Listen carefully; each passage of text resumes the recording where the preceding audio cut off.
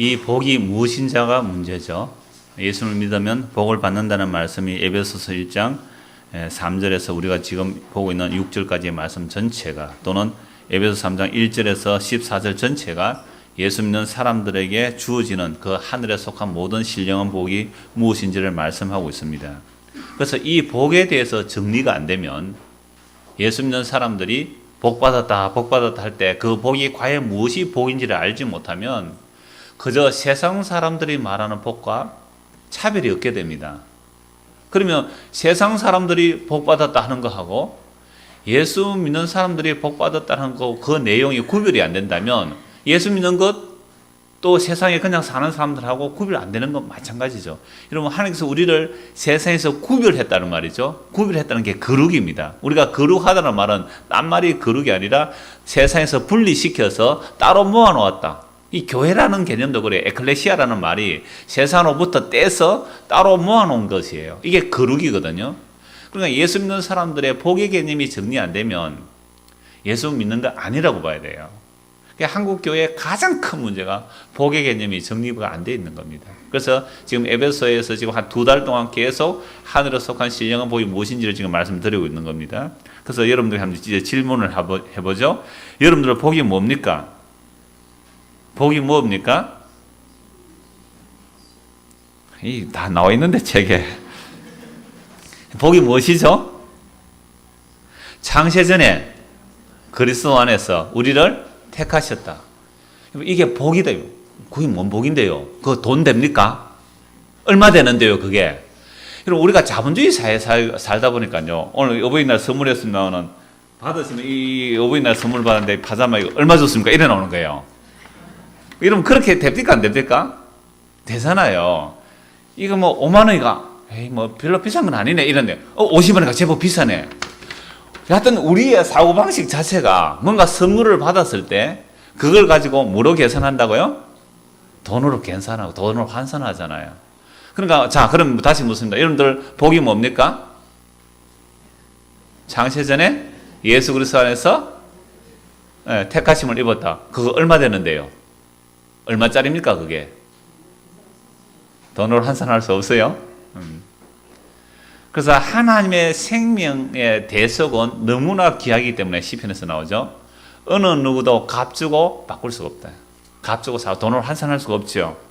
그런데도 자본주의 사회 속에서 철저하게 우리는 어리서부터 세뇌되어 살다 보니까 그게 얼마짜리냐 이거예요. 얼마짜리냐. 이런 개념에서 사실은 벗어나야 하늘의 신령 복이 무엇인지를 알 수가 있는데요.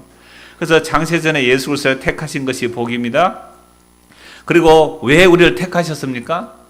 그럼 창세전에 우리를 예수 그리스도에 택하셔서 이 땅에 이 역사 속에 태어나게 하신 이유가 뭘까요? 이 역사 속에 태어나게 하신 이유, 창세전에 택해서 오늘 이 시대에 여기에 태어나게 하신 이유가 뭐냐 말이죠. 1950년대 태어나고 60년대, 70년대, 80년대 태어나게 해서 오늘 이 땅에 살아가는 이유가 뭘까요? 세상에서 예수 안 믿는 사람들은 늘 빌빌하고 별 볼 일 없고 뭐 실패할지라도 창세전에 택한 예수 믿는 사람들은 다 건강하고 대형성 관절염도 안 오고 또 뭐 저 허리도 안 아프고 입원도 안 하고 막 건강하고 장수하고 이렇게 되기 위해서 창세전에 예수 그리스도를 택했을까요? 아니겠죠. 그럼 뭐 하려고 택했습니까? 책에 나와 있잖아요, 여기에. 나와 있습니다. 그게 뭐냐고. 창세전에 그리스도 안에서 우리를 택하사 우리로 사랑 안에서 그 앞에 뭐 하려고요? 거룩하고 흠이 없게 하려고 택하셨다는 겁니다.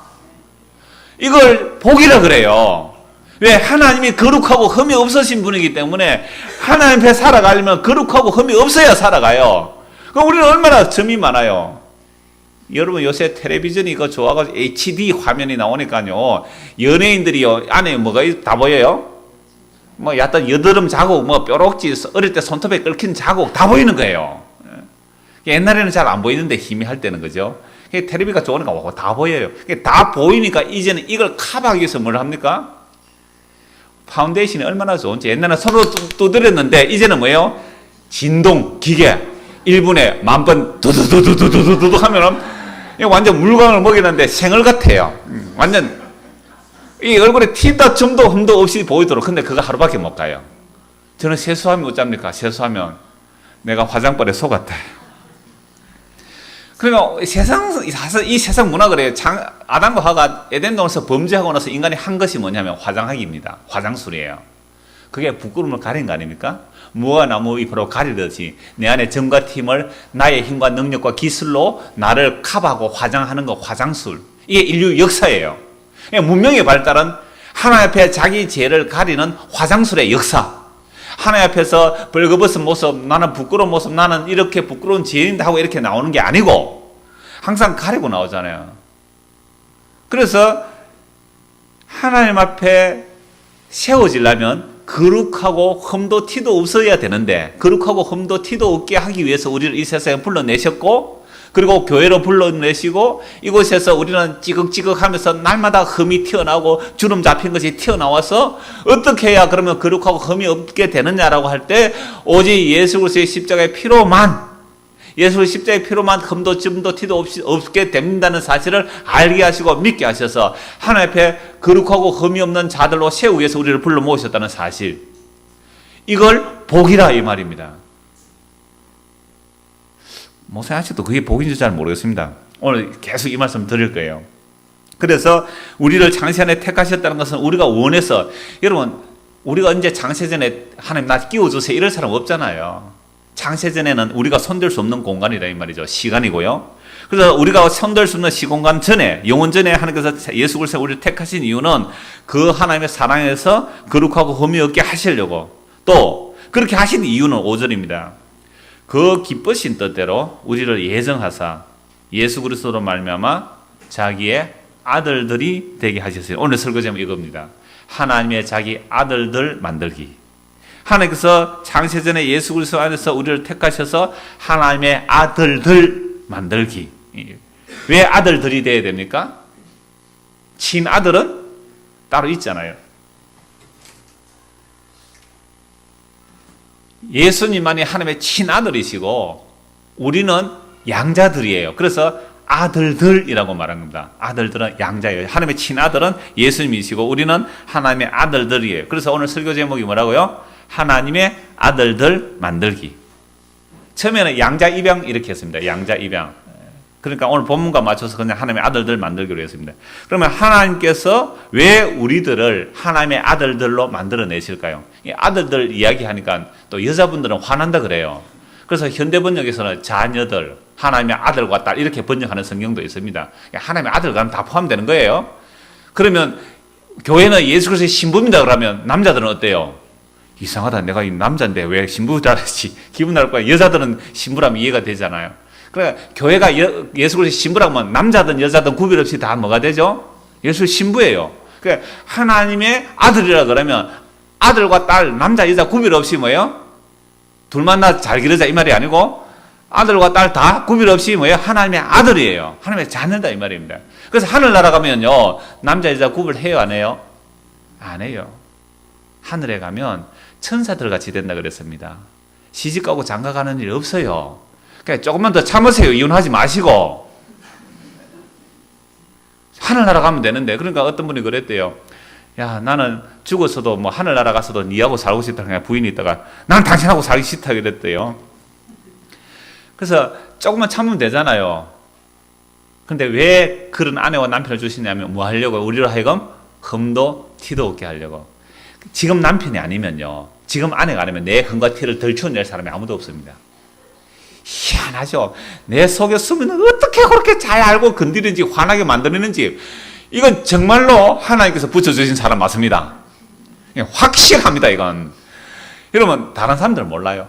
아이고 당신이 그 남편 같으면 행복하겠다 이러잖아요. 그 부인한테 물어보세요. 뭐라 그럽니까? 네가 한번 살아봐라. 전혀 다 그래요. 그러니까 지금 6월 9일날 결혼하실 분 잘 들어두세요. 지금 아직 몰라요. 벌써 몇 번 싸웠다 그러던데 결혼해봐야 합니다. 결혼해봐야. 근데 희한하게 내 속에 있는 감추어진 그 숨겨진 그 자존심들을 덜쳐내는데 가장 적합한 아내와 남편을 하나님께서 주셨어요. 하나님은 실수가 없으신 분입니다. 뭐 하려고 그러신다고요? 그 점과 흠과 티들이 덜추어져야 돼요. 덜추어져야 그래야 삐 가운데로 나오고 삐 가운데로 나와 그게 치료가 되는 겁니다. 그 뭐로 치료하시는 거예요? 예수의 피로.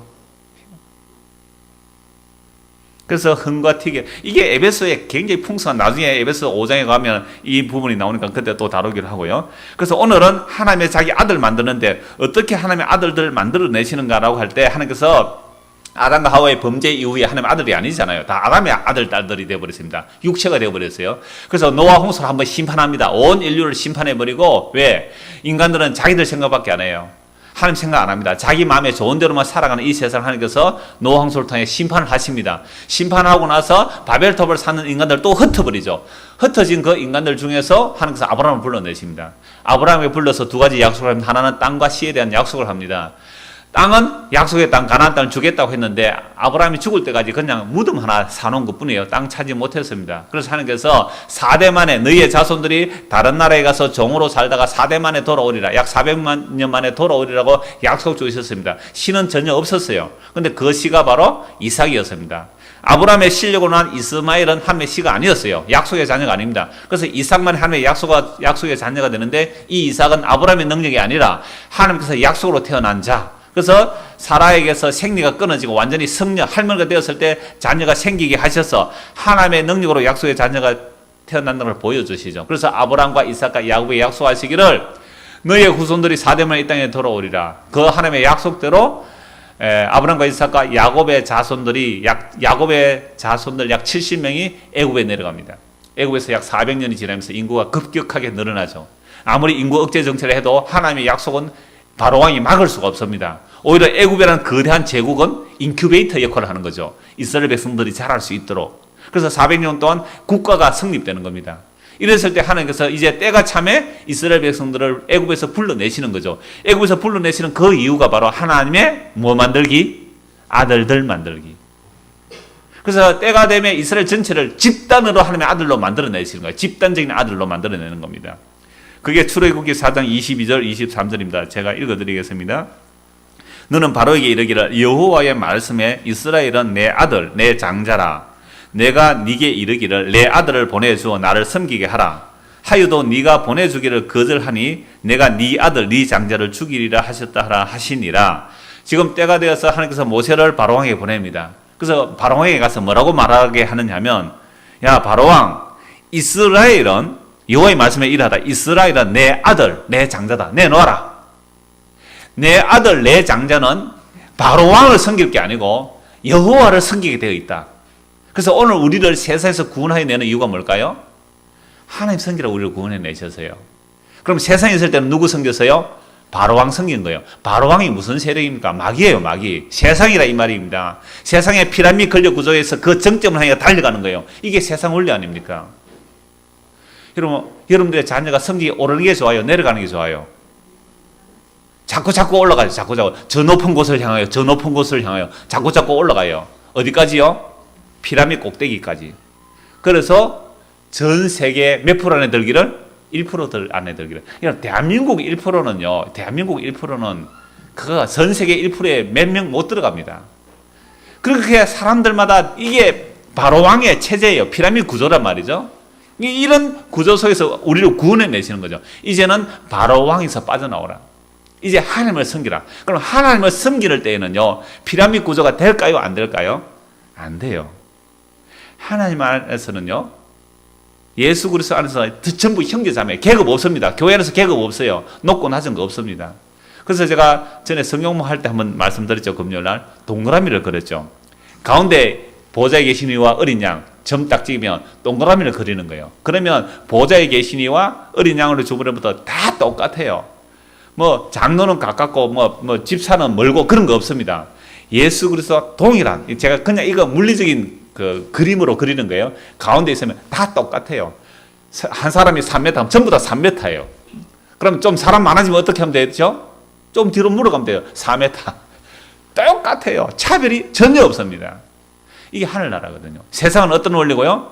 피라미드 구조, 줄 세우기 하면 줄 세우고. 우리 아이들이 지금 피곤한 이유가 줄 세우기 때문에 그런 거잖아요. 근데 하늘나라는요, 전혀 줄 세우기가 없습니다. 그래서 세상 원리를 가지고 하늘나라 이해하면 안 되죠. 그래서 예수 그리스도 앞에 우리가 하나님의 아들들이 되도록 이미 구약에서 모델과 그림자로 일단 보여줍니다. 그래서 애굽에서 이스라엘 백성 끄집어낼 때 내 백성, 내 아들이다, 내 장자다, 내놓아라.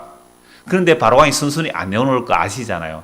순순히 안 내어놓을지라도 하나님께서 자기 아들을 불러내는데 반드시 이루어집니다. 그래서 왜 바로왕이 강팍돼서 하나님의 백성을 잘 안 내보내냐 하면 바로왕과 온 세계로 하여금 저 히브리 노예들의 하나님이 진짜 하나님이라는 것을 보여주기 위해서 10가지 재앙이 일어납니다. 마지막 재앙이 뭐죠? 장자. 그래서 바로왕이 순순히 안 내어놓으면 네 아들, 네 장자 죽인다 그러니까 그래도 안 내놓잖아요. 그래서 마지막 10재앙은 어린 양의 피를 바르지 않으면 짐승이나 사람이나 처음 태어난 수컷은 다 죽임당하는 밤이 유월절 밤이에요. 패스 오버. 어린 양의 피를 보고 넘어가는 것이 유월절이에요. 어린 양의 피가 없으면 유대인이라도 죽임당하는 겁니다. 그래서 이스라엘 백성들이 바로왕에게서 빠져나올 때에 바로왕의 장자와 바로왕의 그 모든 속한 자들, 유대인이라 할지라도 어린 양의 피를 바르지 않는 모든 처음 태어난 남자와 그냥 한 집안에 둘이 죽을 수 있어요. 아버지가 장자면 아버지도 죽을 수 있잖아요.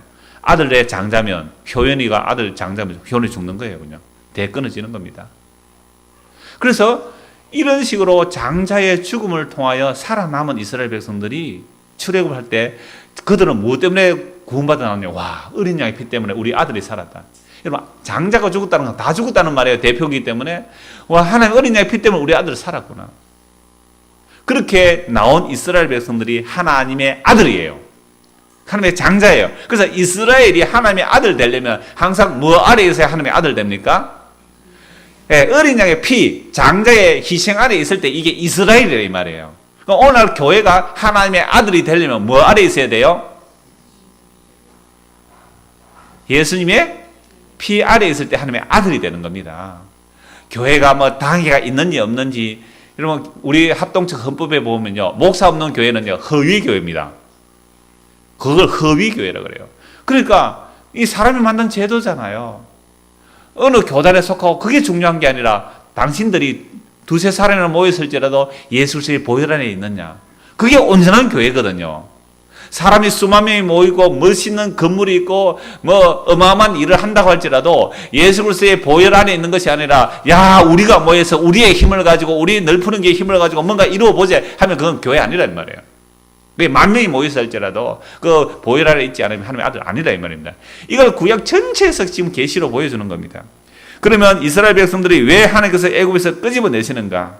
하나님의 아들과 하나님의 장자 상태에서 끄집어내는 이유가 뭡니까? 그들의 선택한 그 뭐 조건이 아니란 말이에요. 신명기 7장 6절에서 8절입니다. 제가 성경 구절을 많이 찾아야 되니까 그냥 읽어드리겠습니다. 찾는 시간 줄이기 위해서요. 신명기 7장 6절에서 8절 말씀입니다. 너는 여호와 내 하나님의 성민이라. 내 하나님 여호와께서 지상 만민 중에서 너를 자기 기업의 백성으로 택하셨나니 여호와께서 너희를 기뻐하시고 너희를 택하시면 너희가 다른 민족보다 수요가 많기 때문이 아니니라.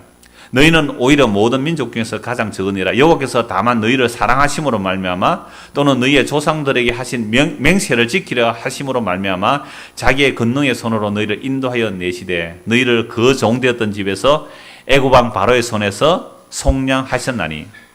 자, 하나님께서 이스라엘을 선택하신 이유, 애굽에서 끄집어내신 이유가 있습니다. 그 이유는 바로 오늘 본문 5절 말씀입니다. 그 기쁘신 뜻대로. 하나님께서 이스라엘 백성을 애굽에서 왜 끄집어내신다고요? 그 기쁘신 뜻대로. 애굽에서 속량해 내시는데, 그럼 왜 기쁘신 뜻대로 속량해 내시는가 할 때에 하나님께서 창세전에 언약하신 내용 때문에 아브라함을 선택하시고 아브라함에 약속하셨잖아요. 그래서 하나님의 기쁘신 뜻, 그 다음에 아브라함과 맹세하신 그 맹세 때문에, 그리고 또 하나 하나님의 사랑 때문에 이스라엘 백성들의 조건은 하나 있습니다. 이스라엘 백성의 조건. 그 조건이 뭐였습니까? 제가 방금 읽어드렸을 때 모든 민족 중에 가장 적었느니라. 이것은 조건이 돼요, 안 돼요? 안 되잖아요. 여러분들이 세상에서 어떤 전쟁을 할 때에 누구를 택해라 그럴 때, 여러분들 만약 우리가 운동회를 할 때 구역별로 나눕니다. 구역별로. 그래서 7개 구역으로 나눠져 있단 말이죠. 그런데 교회 등록을 했는데 아직 구역에 속하지 않은 사람이 있을 수 있잖아요. 그러면 그 사람 보고 7개 구역 보고서 당신이 선택해서 가라 하면 어느 구역에 들어갈까요? 어떤 구역이에요? 할아버지, 할머니, 어린애, 장애인 이런 구역에 들어가겠어요? 아니면 덩실덩실 있는 이런 어깨에 있는 힘 있는 운동 잘해 보이는 그런 팀에 들어가겠어요? 후자죠. 말 안 해도 본능이잖아요. 근데 하나님께서 이 이스라엘을 택하실 때 다른 나라 힘있고 강한 나라들 많았어요. 그러나 너희들은 가장 뭐예요? 적었다. 그건 조건이 안 되는 거죠. 택함을 입을 조건이 없는데 내가 너희를 택했다, 이 말이 적은 자를 택했다 이 말이죠. 그러니까 하나님의 사랑과 하나님의 기뻐하심과 하나님께서 언약하심을 따라 이스라엘을 택하여 내신 겁니다. 그 맹세를 이루기 위하여. 그래서 집단적으로 하나님의 아들로 부름을 받고 나온 이 이스라엘 백성들에게 하나님께서 계속해서 하나님의 아들이 어떻게 유지되고 만들어지는 것을 계속해서 계시를 보여줍니다. 그래서 이스라엘 백성들이 하나님의 아들들이 되는 것은 그들의 공로가 아니라 어린 양의 희생임을 알게 하시기 위하여 출애굽한 이스라엘 백성들의 모든 장자를 하나님의 소유로 삼습니다. 출애굽기 34장 19절 20절입니다. 모든 첫 태생은 다 내 것이며 내 가축의 모든 처음 난 수컷과 소와 양도 다 그러하며 나귀의 첫 새끼는 어린 양으로 대속할 것이요 그렇게 하지 아니하려면 그 목을 꺾을 것이며 내 아들 중 장자는 다 대속할지며 빈손으로 내 얼굴을 보지 말지니라. 그런데 이런 장자를 하나님께서 처음 태어난 남자 아들 다 하는 것이다, 하나님께 바쳐라. 물론 희생제물로 바친다는 말이 아니에요. 하나님을 섬기는 데 바쳐라 이 말이죠. 그 다음에 짐승들 모든 하나님 앞에 드릴 수 있는 짐승은 정결한 짐승이어야 됩니다. 그 정결한 짐승 중에 처음 태어난 수컷은 다 하나님께 대속하고 바치라라고 말씀합니다. 우리 이 말씀 가지고 장남 태어나면 옛날에 아이들 쭉 많이 낳을 때 장남은 꼭 뭐 시킵니까?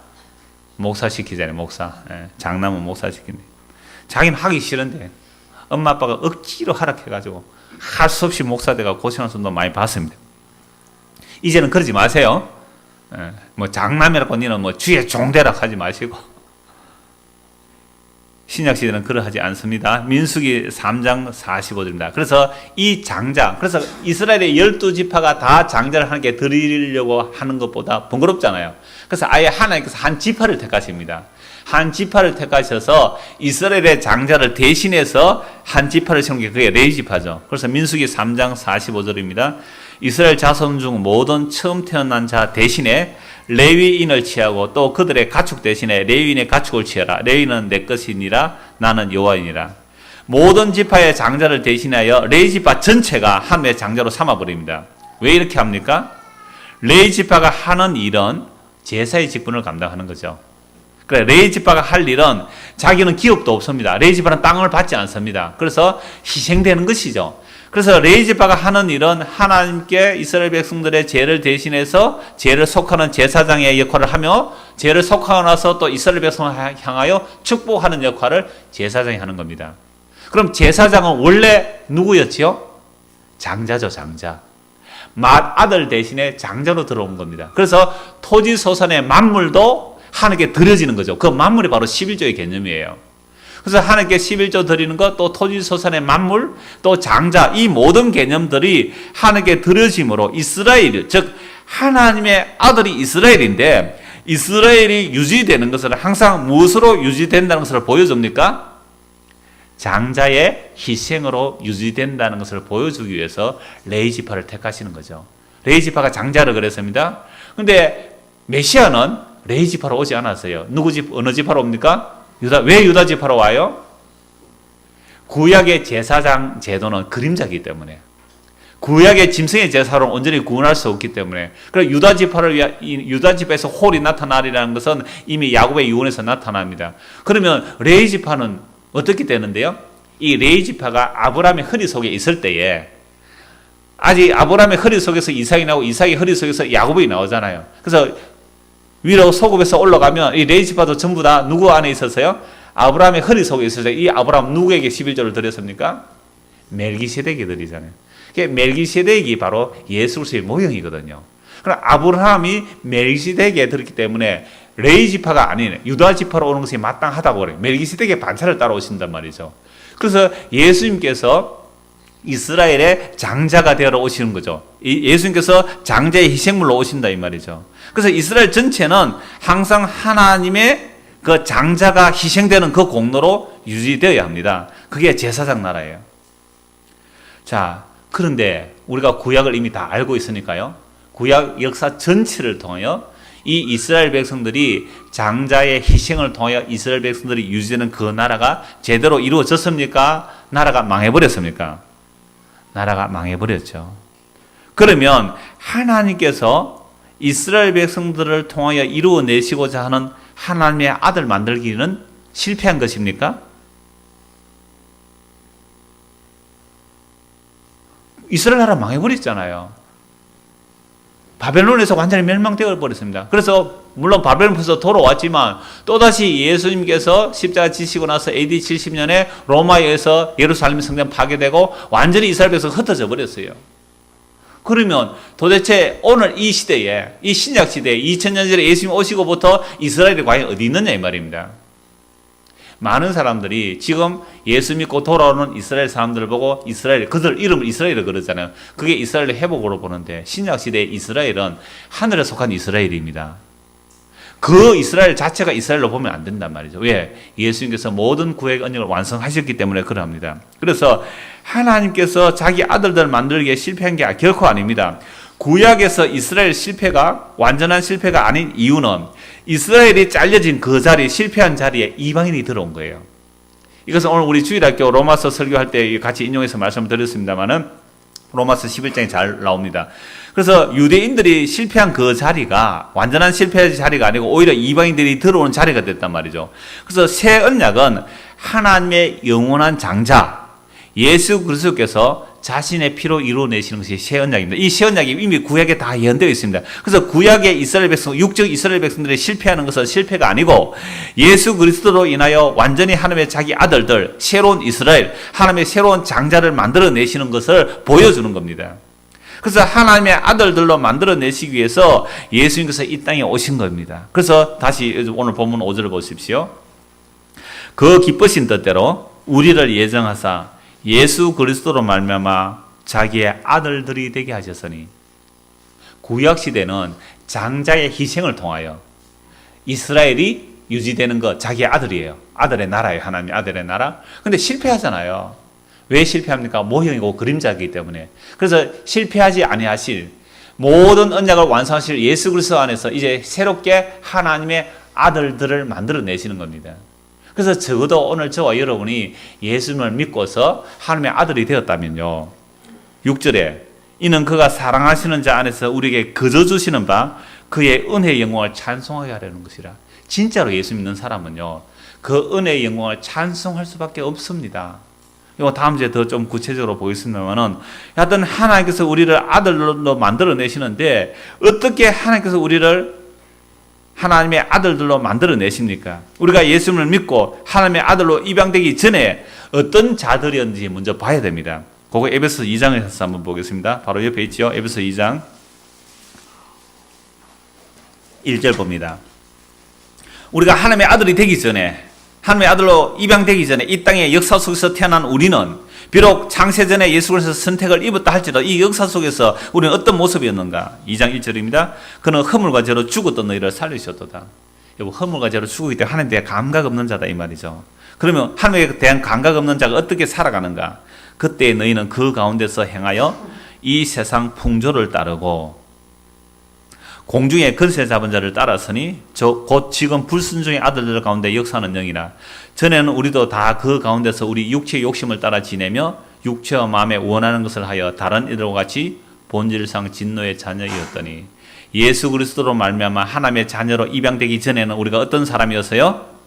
허물과 죄로 죽었고 그래서 무엇을 따라 살았어요? 이 세상 풍조를 따랐고 이 시대 조류에 따라 살았다 이 말이에요. 우리가 자본주의 세상에 태어났으면 자본주의가 진리인 줄 알고 살아가는 거예요. 우리가 북한에 태어났으면 무엇이 진리인 줄 알고 살아가겠어요? 주체 사상이 진리인 줄 알고 살아갔을 거예요. 이게 세상 풍조를 따라 사는 겁니다. 이 모든 것들이 다 공중 근세 잡은 자가 지배하고 있기 때문에 지금도 예수 믿지 않는 불순종의 아들들 가운데 역사는 영, 즉 공중 근세 잡은 자 마귀, 사탄, 그 귀신들이 장하고 있다 이 말이죠. 그래서 우리도 예수님 알기 전에는 다 그 가운데 살았습니다. 그 가운데 산 모습이 뭐예요? 우리 육체의 욕심을 따라 살았어요. 우리 육체의 욕심을 따라. 지 마음에 원하는 대로 살아. 자기 마음에 원하는 대로, 자기 마음에 좋은 대로 사는 거예요. 이게 창세기 6장에 사람들이 자기 자기 보기에 좋은 자와 결혼했다는 그 이야기입니다. 하나님 마음에 드느냐 안 드느냐 그게 관심 없어요. 그래서 우리의 육체와 마음에 내 원하는 내 욕구대로 그냥 그렇게 살았다. 이게 바로 본질상 진노의 자녀였습니다. 그래서 예수님을 믿지 않는 사람은요, 지금도 그 사람의 아버지는 마귀예요. 요한복음 8장 44절에 예수님 말씀하셨잖아요. 내 말을 듣지 않고 나를 믿지 않는 너희 아버지는 마귀다 그래버렸거든요. 얼마나 화가 났을까요? 우리가 하나님은 나의 아버지고 우리가 아브라함이 우리 조상이기 때문에 우리는 마귀 자식이 아니고 종의 자식이 아니라고 우리는 자유한다고. 그래서 예수를 때려 죽여버렸지 않습니까? 오늘도 마찬가지예요. 여러분 예수 믿지 않는 사람들 보고 그 사람 아주 정상적이에요. 정신과 치료 한 번도 안 받은 사람입니다. 나라에 충성하고 부모에게 효도하고 자식들 잘 키우는 그런 사람들 보고 당신 지금 귀신 들렸습니다. 당신 지금 마귀에 사로잡혀 있습니다 하면 뭐라고 말할까요? 전도하면, 그런 사람을 전도하면 네가 미쳤다고 뺨 때릴 거야 아마. 네가 미쳤다. 그래서 마귀는 속여요. 귀신 들림과 정신질환은 다르거든요. 그러니까 정신질환은 약물로 치료가 됩니다. 호전이 돼요. 근데 귀신 들리면 약물로 치료가 안 돼요. 하나님의 은혜 없이는 치료가 안 된단 말이에요. 그러니까 정신질환을 보고서 그런 것을 사람들은 교회에서 귀신 들렸다고 해버리는 거예요. 마귀 들렸다고. 그러니까 자기는 정신질환 없으면 뭐로 보는 거죠? 정상인으로 보는 거예요. 정신병원에 가는 그런 사람 막 귀신 들렸다고 보고 나는 멀쩡하게 회사 출근 잘하고 자식 잘 키우는 나는 귀신 들리지 않았다고 보는 거. 이게 마귀가 속이고 있습니다. 이 마귀한테 홀라당 다 속아 넘어가고 있는 거예요. 예수님께서 너희 아버지가 마귀라니까 그래서 예수님 죽인 거 아닙니까? 오늘도 복음을 이렇게 한번 전해보십시오. 당장 뺨 맞을 거예요.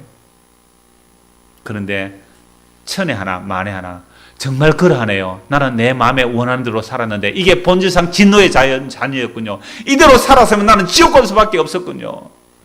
내가 죄인입니다 하고 회개가 죽게 돌아오는 자 있으면 그런 사람이 어떤 사람이에요? 창세전에 예수 그리스도 안에서 택함을 입었고 예정을 입은 자만이 그렇게 고백하면 나온다 이 말이죠. 그래서 오늘 저와 여러분이 어떻게 내가 본질상 진노의 자녀였고 나는 육체의 욕구를 따라 살았고 그래서 지옥 가야 마땅하고 마귀가 나를 장하고 있었습니다. 이 고백이 어떻게 나오느냐 이 말입니다. 여러분 지난주에 우리 인생이 지렁이고 땅의 티끌이라고 말씀드렸습니다. 그런데 지난주 한 주간 동안 여러분에게 누가 화나게 했습니다. 그 화나게 했을 때 과연 나는 지렁이입니다. 또는 땅의 티끌입니다. 이런 생각이 났어요. 이게 누구한테 이게 감히 이런 생각이 들었습니까? 전자예요, 후자예요? 전자는 이겁니다. 누가 나에게 기분 나쁘게 했어요. 그래요. 나는 지렁이입니다. 나는 땅의 티끌입니다. 그런 욕보다 더 심한 욕을 얻어먹어도 나는 할 말 없는 본질상 진노의 자녀였던 사람입니다. 욕해도 상관없습니다. 이렇게 덥디가 않으면 이게 감히 누구라고 내가 예수 믿다고 좀 참았더니 네가 감히 날 깔보고 그래? 확 한 번만 이빨 머리카락 확 이러고 싶은 것입니까? 전자의 후자예요. 근데 저 경기도 어떤 분은 처음에는 화났는데 나중에는 후자였다요. 그냥 땅에 티끌이라고 그렇게 고백했답니다. 우리 땅에 티끌인데 싸우지 말자 그랬답니다. 지금 듣고 있을 건데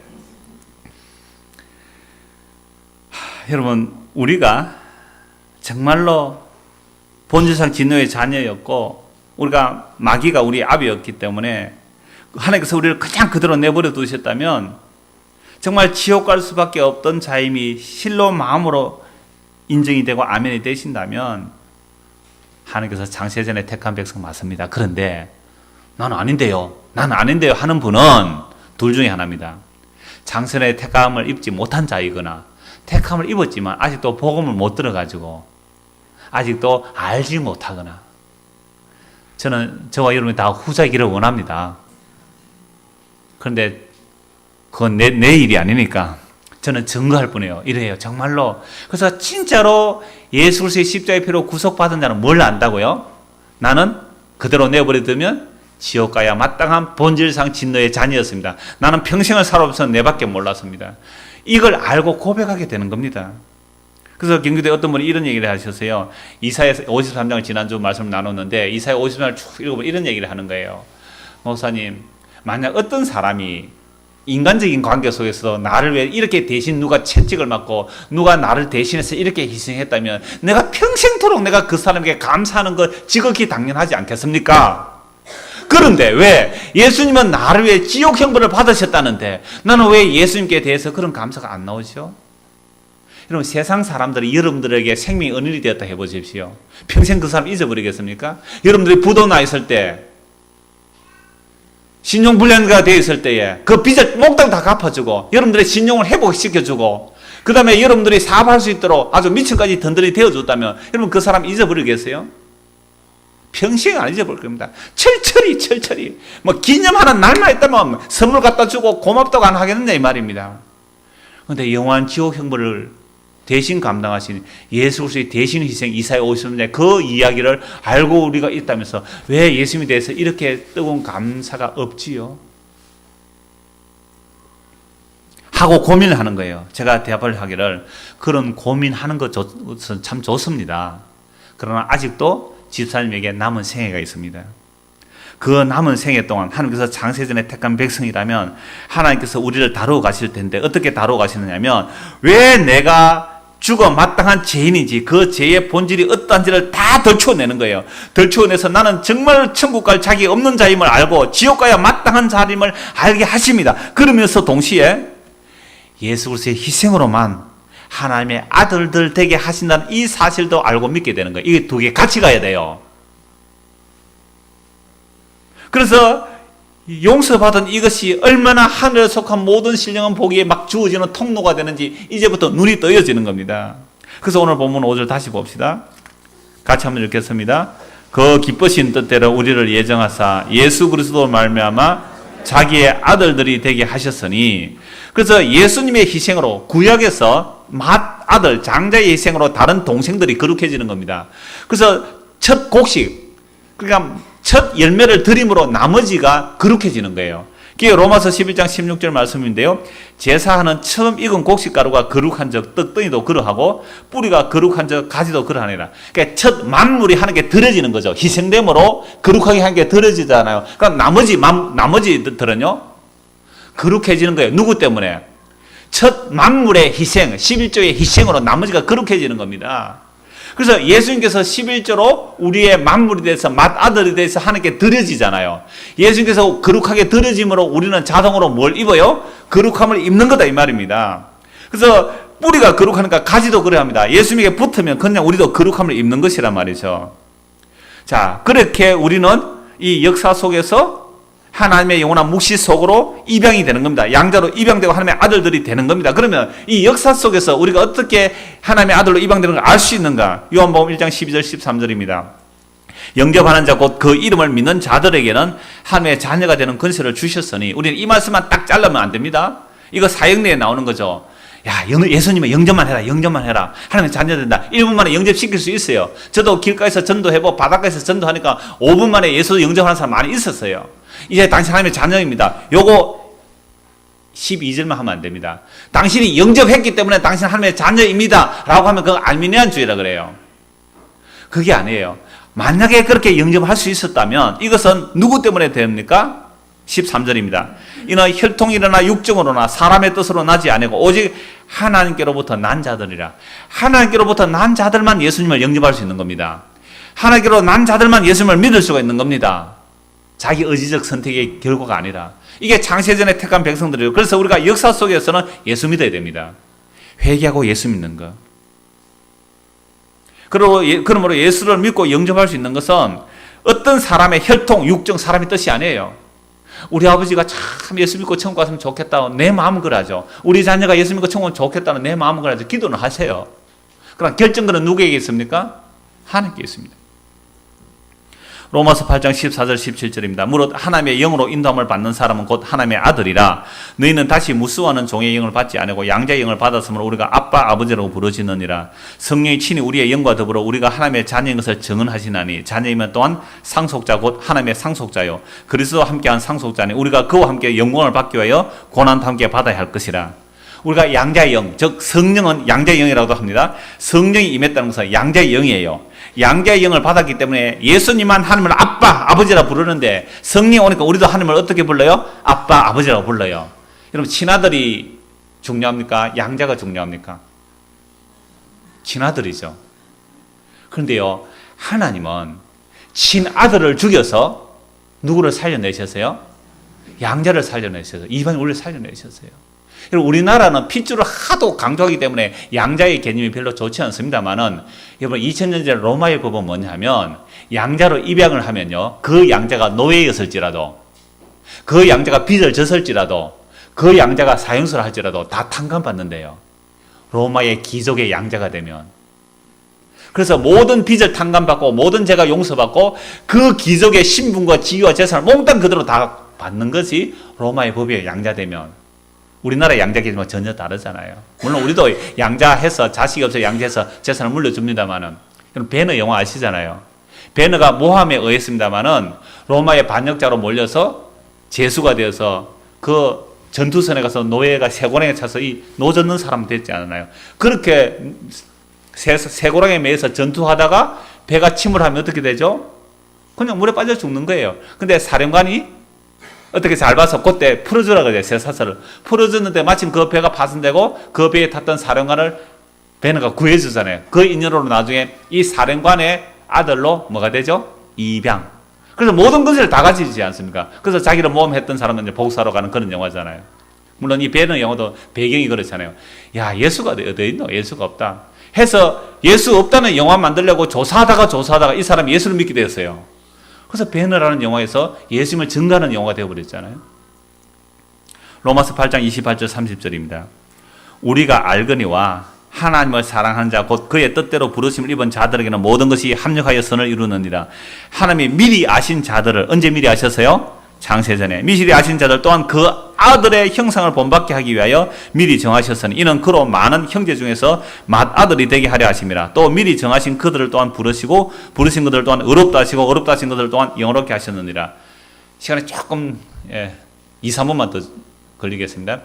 여러분 우리로 하나님의 아들들 되게 하신 이유가 뭐라고 했어요? 우리를 하나님 앞에 거룩하고 흠이하게 하시는데, 그래서 거저 주신 은혜의 영광을 찬미하게 하시는데, 우리로 하나님의 아들들을 삼으신 것은 누구의 희생으로 되었다 그랬습니까? 예수님. 예수님은 하나님의 뭐가 되시죠? 장자. 하나님의 맏아들. 하나님의 맏아들이 희생함으로 나머지 동생들을 거룩하게 하고 구원하는 일을 하시는 거예요. 그 숙명여대 어떤 교수, 경제학 교수가 자기는 굉장히 보수적이었는데 우리나라 보수적인 사람들 보고 이건 너무 아니다 싶어서 뭐 나쁜 맏아들, 가난한 집안의 나쁜 맏아들 얘기를 책으로 써낸 거예요. 경제학 책입니다. 뭔 얘기냐면 우리 옛날에 시골에 맏아들 하나 공부시키기 위해서 동생들 다 뭐 했습니까? 대학 안 보내고 희생시키잖아요. 니는 공장 가서 일하고 니는 뭐 무슴살이 하고 그래가 형님 하나 온전히 다 몰아가지고 동생들 갈 거 몽땅 몰아가 대학 보냈단 말이에요. 그래서 서울대 졸업하고 그래가 훌륭하게 취직해서 돈 잘 벌었어요. 누구를 안 돌봐요? 그러고 나니까 부모님도 안 돌보고 동생들도 안 돌보다. 나쁜 맏아들 있잖아요. 나쁜 맏아들. 근데 성경의 맏아들은 어떤 맏아들이에요? 완전히 형님을 죽인 자들이에요. 우리가 맏아들을 죽인 자들이에요. 우리가 예수를 죽인 자들 아닙니까? 근데 그 맏아들이 우리는 그를 죽인데 그는 우리를 살려내셨어요. 그래서 우리를 하나님의 아들들 되게 하기 불러내신 이유는 로마서 8장 28절에 합력하여 선을 이룬다. 이건 합력하여 선을 이룬다는 말이 대부분 이렇게 생각해요. 내가 예수 믿다가 손해를 봤는데 하나님께서 다음에 그 손해보다 10배 더 보태주더라. 이게 아니에요. 합력의 선을 이룬다는 것은 맏아들의 형상을 본받는 것이 합력의 선을 이루는 겁니다. 그래서 오늘 저와 여러분 이 역사 가운데 왜 하나님께서 예수 믿고 그냥 달랑 천국에 데리고 가지 않고 이 말씀 많은 늘푸는 게 모아두신지 아시겠어요? 맏아들의 형상을 본받으라고 여기 모아둔 거예요. 그래서 내 마음에 안 드는 사람들 이렇게 많이 있는 늘푸는 게 여러분 오신 이유가 뭔지 아세요? 이런 마음에 덥니까 늘푸는 게 오니까. 제가 마음에 안 드는데 여러분은 뭘 마음에 들겠어요? 안 들어요. 마음에 안 든다는 그런 분들 있죠. 죄인입니다. 마음에 안 든다는 분들. 자기 원이 따로 있어서 그래요. 그거 깨져야 됩니다. 내 마음에 안 든다고 그거 깨져야 돼요. 그렇게 깨지고 깨져서 내가 이런 죄인인데 맏아들의 희생으로 내가 살았구나. 그래서 맏아들의 형상을 본받게 하기 위해서 우리를요 미리 정하셔서 오늘 이렇게 불러 모아 놓으신 겁니다. 그래서 그렇게 미리 정하신 자들을 맏아들의 형상을 본받게 하기 위해서 미리 정해 놓았는데, 그래서 우리를 불러내셨어요. 2000년대에. 오늘 이렇게 불러내셨다면 부르신 것들을 뭐 하시려고 불러내셨어요? 의롭게 하시려고. 예수 믿어서 의롭게 하시려고. 의롭게 하신 그들을 또한 뭐 하시고요? 세상에 영화롭게 하실 것이 아니고 영화롭게 하셨대요. 예수 믿으면 의로워졌습니다. 거룩해졌습니다. 영원하게 되었습니다. 어디에서요? 묵시 속에서, 하나님의 뜻 안에서 이미 거룩하고 여러분 영화로운 자들이에요. 옆에 사람 한번 보실래요? 영화롭게 보입니까? 별로 안 영화로 보이죠? 네. 믿음이 없어서 그래요. 예수 그리스도 있는데 진짜 영화롭게 되었어요. 묵시 속에서. 그래서 이 역사 속에 살려두는 이유는 그 영화롭게 되기까지 무엇을 덧입게 하시겠습니까? 예수 그리스도의 보혈의 능력을 덧입어서 거룩하고 흠도 점도 티도 없이 예수 그리스도 영광 중에 계신 그 모습이, 예수님 다시 오시는 그날에 우리가 죽든 살든 몸이 역하다 뭐 뚱뚱하다 홀쭉하다 아무 상관없이 예수 그리스도의 그 영광의 모습을 우리도 덧입게 될 그날이 약속되어 있습니다. 너무 걱정하지 마세요. 다 아파요. 다 병들고 늙고 죽어갑니다. 너무 걱정하지 마세요. 예수 그리스도 이 약속 안에서 그저 주시는 은혜의 영광을 찬송하는 저와 여러분 되기를 소원합니다. 기도하겠습니다. 하나님 아버지,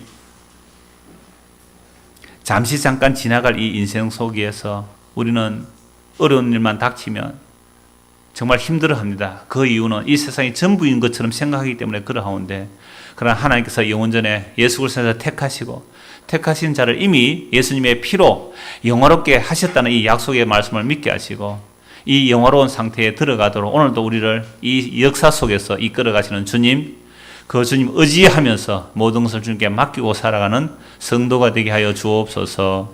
예수님 이름으로 기도드리옵나이다. 아멘.